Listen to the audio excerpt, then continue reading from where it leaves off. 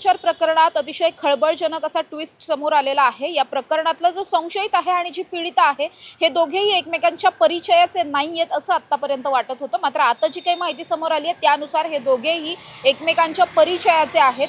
या दोघांची गेल्या 1 वर्षापासून एकमेकांशी ओळख आहे। एकमेकांशी हे गेल्या अनेक दिवसांपासून मेसेजवरती किंवा चॅटवरती वगैरे बोलतात सुद्धा।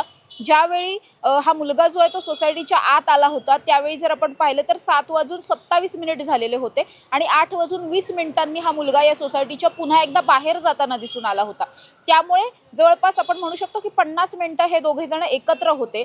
मात्र या सगळ्या प्रकरणानंतर जेव्हा ही पीडिता आहे या पीडितेने असं सांगितलेलं होतं की तिच्यावरती एक स्प्रे मारला गेला, तिला बेशुद्ध करण्यात आलं होतं, त्यानंतर तिच्यावर लैंगिक अत्याचार करण्यात आले होते। मात्र अशीही पोलीस तपासातून सगळी माहिती समोर येते ती म्हणजे की या तरुणीवरती कुठल्याही स्प्रेचा वापर करण्यात आलेला नव्हता, तिला बेशुद्धही करण्यात आलं नव्हतं।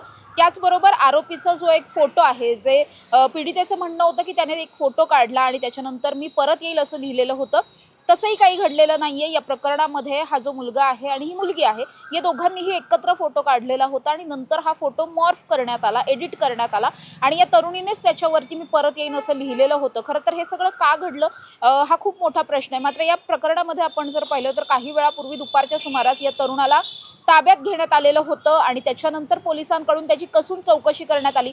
विशेष म्हणजे या सगळ्या प्रकरणामध्ये त्याची सगळ्यात पुण्यातले जे वरिष्ठ पोलीस आहेत, अतिरिक्त पोलीस असतील किंवा अशा पद्धतीचे जे अगदी हाय लेवलचे पोलीस आहेत, मोठ्या पदावरचे पोलीस आहेत, त्यांच्याकडून या तरुणाची स्वतःची चौकशी होत होती। दुसरीकडे ही जी मुलगी आहे तिची सुद्धा चौकशी होते, तिला सुद्धा तिचं काउन्सिलिंग सुद्धा होतं आणि त्याचबरोबर पोलिसांकडून सुद्धा तिची चौकशी केली जाते। त्यामुळे या प्रकरणामध्ये आता जी काही माहिती समोर आली आहे त्यानुसार आपल्याला पाहायला मिळतं की पुणे पोलिसांनी जवळपास 500च्या वर CCTV कॅमेरे या सगळ्या प्रकरणामध्ये तपासलेले आहेत। हा मुलगा कुठे गेला, कुठून आला, कसा बाहेर पडला, आता तो कुठे असेल, या सगळ्याच पद्धतीचा तपास करण्यासाठी पुणे पोलिसांनी जवळपास 500पेक्षा जास्त कॅमेरे चेक केले।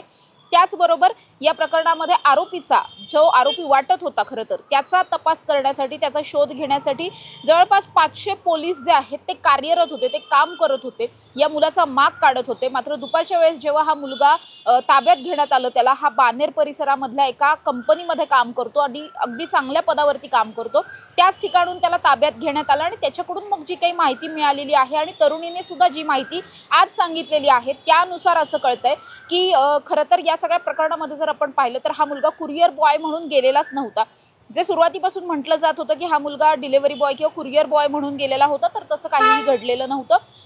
हा मुलगा अगदी साध्या पद्धतीने इथे आतमध्ये गेलेला होता आणि त्याच्यानंतर मग पुढे नेमकं काय काय घडलं हे अजूनही चौकशीचा भाग आहे, तपासाचा भाग आहे। मात्र या प्रकरणातले सगळ्यात महत्त्वाचे मुद्दे हे आहेत ते म्हणजे हा मुलगा कुठल्याही पद्धतीचा कुरिअर बॉय नाही किंवा तो कुरिअर बॉय आहे असं सांगून तो सोसायटीच्या आत सुद्धा त्याने प्रवेश मिळवलेला नाही।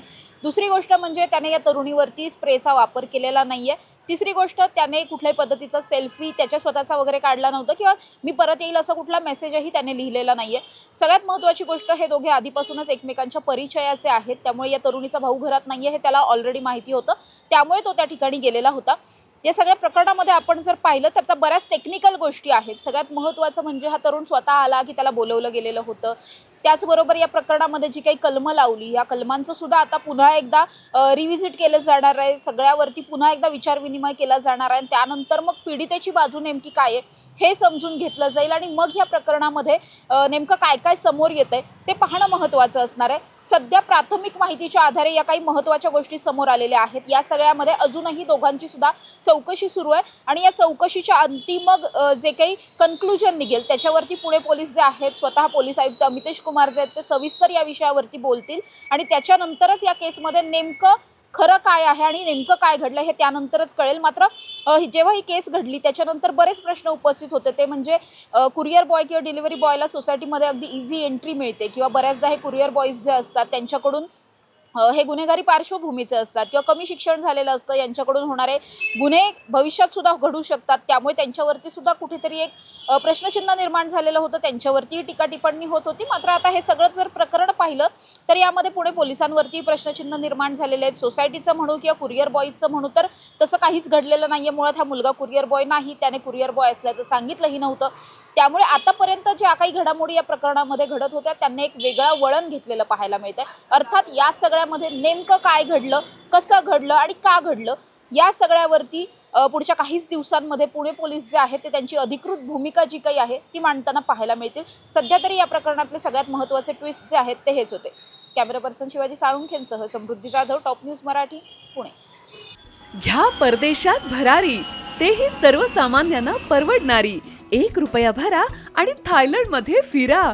सचिन इंटरनॅशनल घेऊन आले आहेत जगातली सर्वात स्वस्त परदेश टूर. पूर्ण 5 दिवसांचं पॅकेज आता फक्त ₹32,999 पॅकेजमध्ये विमान प्रवास, हॉटेल, ब्रेकफास्ट, ट्रान्सपोर्ट आणि प्रेक्षणीय स्थळे. सचिन इंटरनॅशनल 18 वर्षांपासून पर्यटन क्षेत्रातील एक विश्वसनीय नाव. सचिन इंटरनॅशनल सोबत मनसोक्त फिरा. संपर्क 7767989898.